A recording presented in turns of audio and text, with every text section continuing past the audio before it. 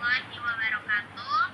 Perkenalkan kami dari kelompok 14 dari mata kuliah Dasar-Dasar Ilmu Pendidikan dengan dosen pengampu Ibu Dr. Fevi Sunat di MPD, dan saya Tilawati Nur Hasanah dengan NIM 2437536, dan teman saya Naili Latifah Munawarah dengan NIM 24375035. Baik, di sini kami akan menjelaskan tentang pilar-pilar pendidikan. Pilar-pilar pendidikan itu merupakan dasar untuk mencari pengetahuan dan pemahaman bagi individu secara fisik maupun mental. Langkah ini akan membuat peserta didik lebih maksimal dalam menyerap semua materi yang diberikan oleh pendidik atau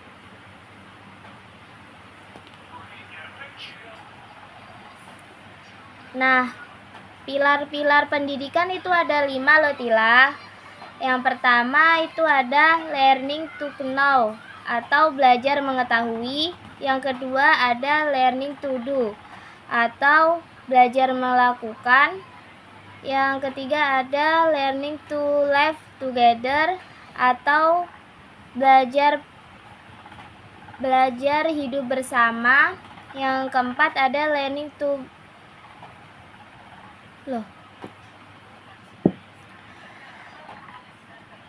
Nah, pilar-pilar pendidikan itu ada 5. Yang pertama ada learning to know. Yang kedua ada learning to do. Yang ketiga ada learning to be. Yang keempat ada learning to live together. Yang kelima ada learning to believe in good.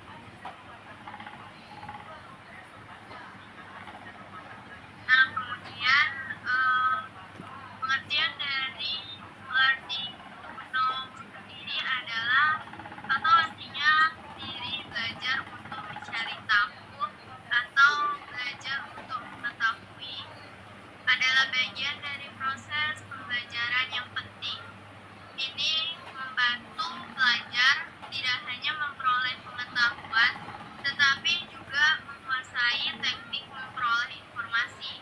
Jadi, di zaman perkembangan teknologi yang semakin canggih ini, peserta didik harus mengikuti zaman untuk mencari informasi lebih luas lagi. Hal ini dapat menciptakan generasi muda dengan keterampilan intelektual dan akademis yang tinggi.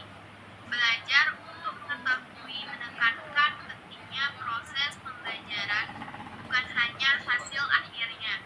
Ini juga memungkinkan peserta didik untuk terus belajar di luar lingkungan sekolah. Belajar untuk mengetahui sesuatu ini jadi tidak hanya di dalam lingkungan sekolah saja, tetapi juga di luar lingkungan sekolah juga kita bisa tetap belajar.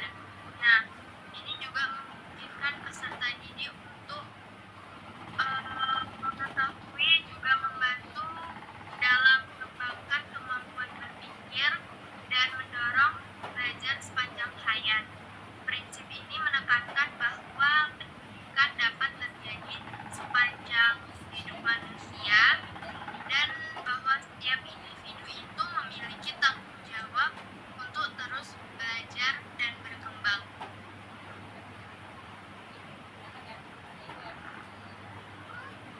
Nah, yang kedua ada learning to do. Learning to do ini adalah belajar untuk menerapkan. Sasaran dari pilar kedua ini adalah kemampuan kerja generasi muda. Peserta didik diajarkan untuk melakukan sesuatu dalam situasi yang konkret yang tidak terbatas pada penguasaan keterampilan yang mekanistis, melainkan juga terampil dalam berkomunikasi, bekerja sama, mengelola dan mengatasi suatu konflik. Melalui pilar kedua ini dimungkinkan mampu mencetak generasi muda yang intelijen dalam bekerja dan mempunyai kemampuan untuk berinovasi. Pendidikan merupakan proses belajar untuk melakukan sesuatu atau learning to do. Proses belajar menghasilkan perubahan dalam ramah kognitif, peningkatan kompetensi, serta pemilihan dari penerimaan nilai. Pendidikan membekali manusia tidak sekedar untuk mengetahui, tetapi lebih jauh untuk terampil berbuat untuk mengerjakan sesuatu sehingga menghasilkan sesuatu yang bermakna bagi kehidupan. Learning to do bisa berjalan jika lembaga pendidikan memfasilitasi peserta didik untuk mengaktualisasikan keterampilan yang ada serta bakat yang diminati. Walaupun bakat dan minat anak banyak dipengaruhi untuk keturunan, namun tumbuh berkembang tergantung pada lingkungannya. Nah, learning to do ini mengandung makna bahwa belajar bukanlah sekedar mendengar dan melihat untuk mengakumulasikan pengetahuan, akan tetapi belajar dengan untuk melakukan sesuatu aktivitas dengan tujuan akhir untuk menguasai kompetensi yang diperlukan dalam menghadapi tantangan kehidupan.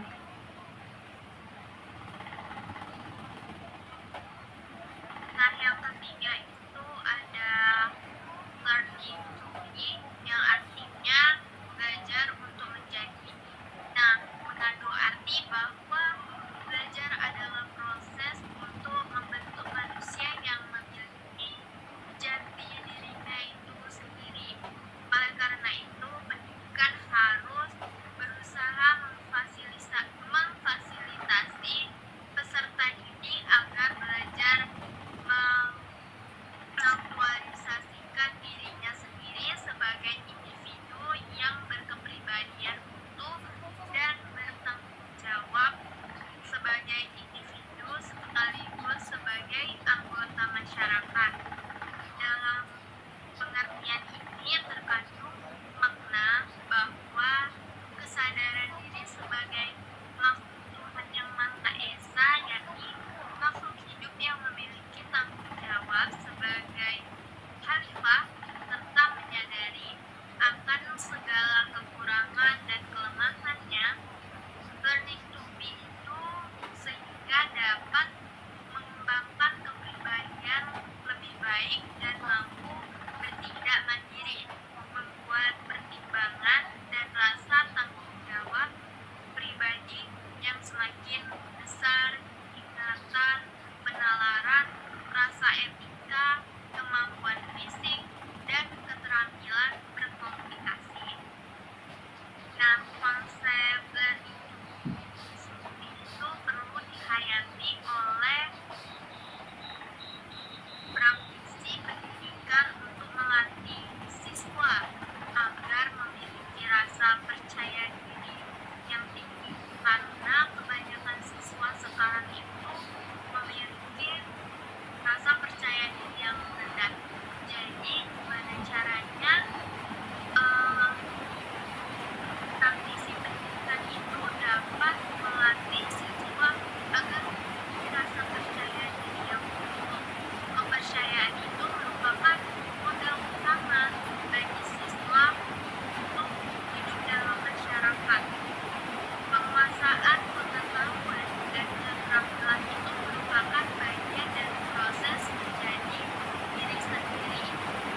Menjadi diri sendiri itu diartikan sebagai proses pemahaman terhadap kebutuhan dan jati diri, belajar berperilaku sesuai dengan norma dan kaidah yang berlaku di masyarakat. Belajar menjadi orang yang berhasil sesungguhnya merupakan proses pencapaian aktualisasi diri. Baik, yang selanjutnya ada learning to live together atau belajar untuk dapat hidup bersama, adalah belajar untuk bekerja melalui proses bekerja sama. Hal ini sangat diperlukan sesuai dengan tuntunan kebutuhan dalam masyarakat global di mana manusia baik secara individual, mampu, serta kelompok tidak dapat hidup sendiri atau mengasingkan diri dari masyarakat sekitarnya. Dalam hal ini termasuk juga pembentukan masyarakat demokratis yang memahami dan menyadari adanya perbedaan pandangan antara individu, learning to live together, learning to live without others, dengan jalan mengembangkan pengertian akan orang lain dan apresiasi atas interdependensi, melaksanakan proyek-proyek bersama dan belajar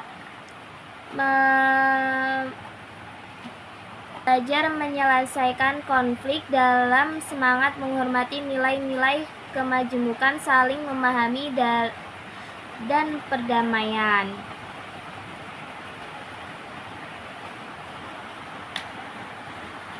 Baik, yang kelima itu ada learning input atau belajar untuk beriman kepada Tuhan Yang Maha Esa.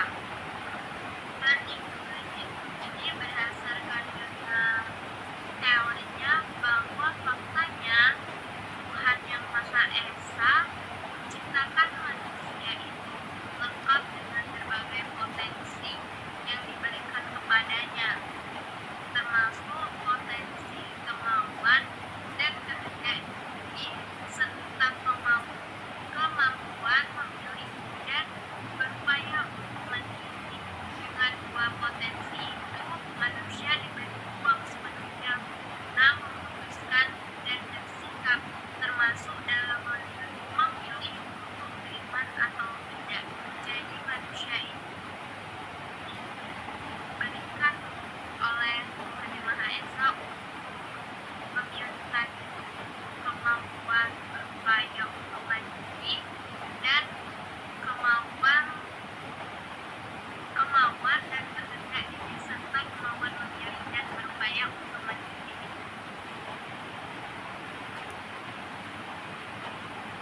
Nah, selanjutnya ada implementasi masing-masing pilar dalam pendidikan. Yang pertama itu tadi kan ada learning to know. Dalam pendidikan dapat dilakukan dengan cara yang pertama itu memastikan siswa memahami apa yang dipelajari, bukan hanya menghafalkan.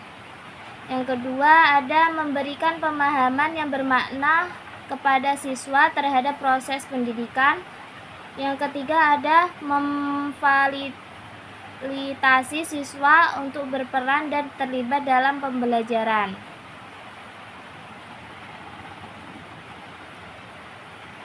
Nah, yang kedua tadi ada learning to do. Itu apa saja sih implementasi dari pilar tersebut, Tila? Baik, nilainya implementasi learning dalam pembelajaran itu dapat dilakukan dengan cara memberikan kesempatan kepada siswa untuk belajar melalui praktek dan pengalaman secara langsung. Nah, banyak sekali ketika kita menjadi siswa di SMK, di SMP, di SD, guru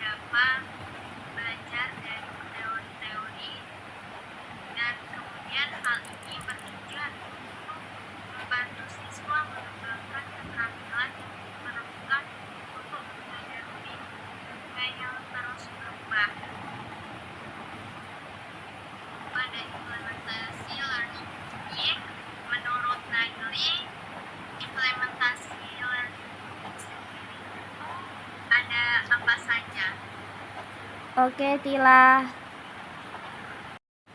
Oke, Tila, yang ketiga itu ada implementasi learning to be. Dalam pendidikan dapat dilakukan dengan yang pertama, membantu peserta didik memahami kebutuhan dan jati diri.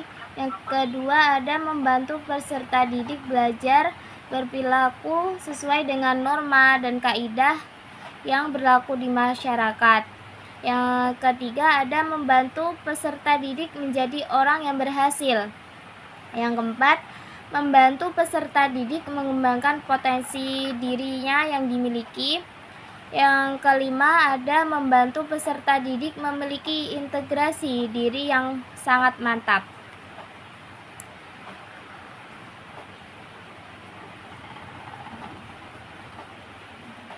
Baik, apakah sudah, Tinggi? Sudah, Tila. Baik, yang kelima yaitu yang keempat yaitu ada implementasi dari learning to live together atau belajar hidup bersama. Adalah satu pilar pendidikan yang dapat diimplementasikan dengan cara yang pertama itu ada membantu anak memahami peran diri dan orang lain dalam kelompok belajar. Jadi, ketika sebagai seorang guru, kita bisa membantu peserta didik kita untuk memahami peran dirinya itu dan orang lain dalam kelompok belajar. Kemudian yang kedua itu membantu anak menyadari identitas budaya sendiri. Jadi, ketika kita menjadi seorang guru, kita juga harus menyadari kepada peserta didik bahwa identitas budaya mereka sendiri itu seperti apa. Misalkan mereka tinggal di daerah Padang, identitas budaya Padang itu seperti apa, adatnya bagaimana. Nah, yang ketiga itu ada membantu anak memahami perbedaan dan persamaan di antara dan di dalam budaya. Nah, jadi guru juga harus memberikan pemahaman kepada murid tersebut untuk memahami perbedaan dan persamaan dari budaya-budaya yang ada di Indonesia ini. Karena budaya di Indonesia sendiri itu ada berbagai macam budaya. Nah, yang keempat itu ada membantu anak menghargai pentingnya melindungi perbedaan dan keragaman budaya. Jadi, guru itu tidak hanya untuk menyadari identitasnya, untuk memahami perbedaan dan persamaannya, tapi guru juga harus menyadari anak itu bahwa kita tuh harus saling menghargai akan pentingnya melindungi perbedaan dan keberagaman budaya kita ini. Nah, yang kelima itu ada membantu anak belajar untuk menghormati dan menghargai keunikan masing-masing. Jadi, setiap peserta didik itu kan memiliki keunikan. Contohnya, si A memiliki keunikan bahwa dia bisa begini, si B dia memiliki keunikan bahwa dia bisa begini. Jadi, guru tuh harus membantu anak didiknya untuk saling menghargai terhadap teman-temannya yang memiliki keberagaman keunikan tersebut itu tadi. Kemudian yang kedua ada membantu anak belajar untuk hidup dalam masyarakat yang didasarkan pada saling pengertian, rasa hormat dan komunikasi. Jadi guru harus mengajarkan kepada muridnya untuk hidup dalam masyarakat itu kita harus bisa berkomunikasi kepada orang lain, kita harus hormat kepada orang yang lebih tua, dan kita harus saling pengertian karena kita itu adalah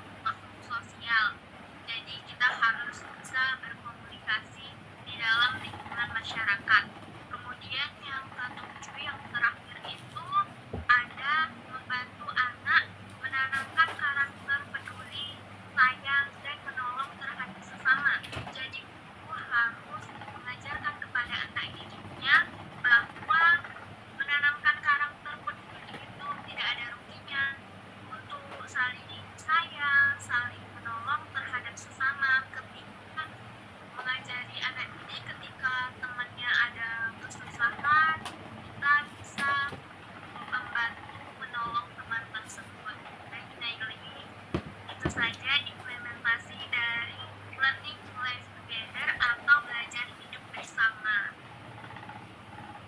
Baik, Tila.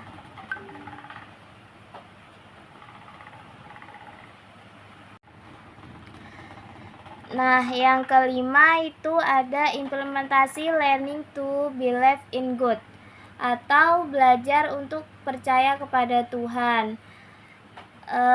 Implementasinya itu ada seperti memahami kitab suci seperti Al-Quran, Injil, Weda, atau kitab agama lainnya melalui kelas-kelas ceramah atau kegiatan di masjid, gereja, kuil, atau tempat ibadah lainnya. Yang kedua itu ada pengalaman spiritual pribadi seperti melakukan ibadah rutin seperti sholat, beribadah, berdoa, meditasi, atau ritual keagamaan lainnya. Yang ketiga ada program read and perjalanan spiritual seperti perjalanan ziarah, retreat spiritual atau umroh, dan lain-lain. Yang keempat ada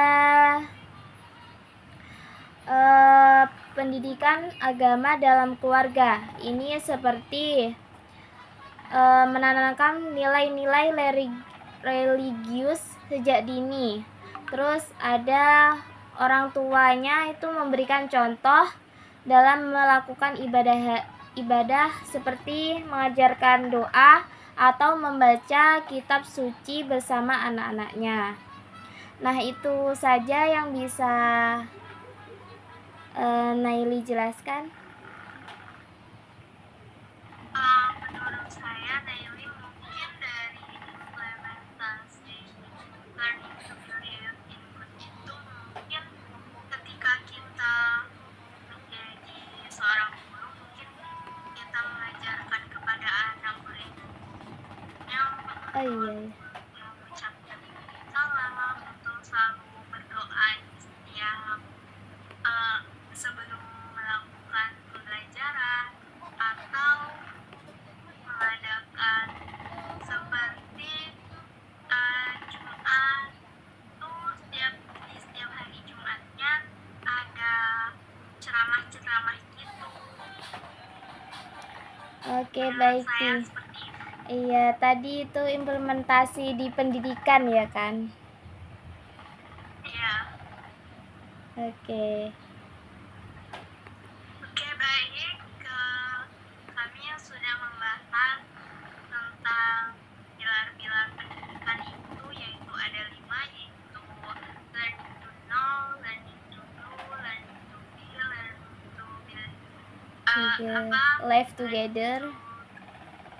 Believe in together, dan learning to believe in God.